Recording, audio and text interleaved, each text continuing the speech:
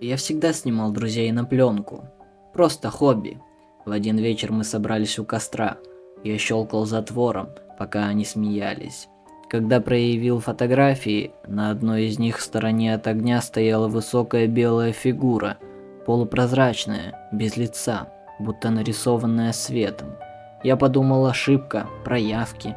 Через неделю один из тех, кто был на фото, погиб в аварии. Потом еще один. Когда погиб третий, я снова посмотрел на снимок. Фигура была ближе. Остались мы вдвоем. Я показал фото другу. Он побледнел и молча ушел. Через день повесился. Последним на снимке остался я и фигура, стоявшая прямо за моей спиной. Сейчас я живу в тишине, без зеркал и камер. Но иногда, когда я моргаю, вижу ее силуэт. Я знаю, следующий щелчок затвора будет моим последним.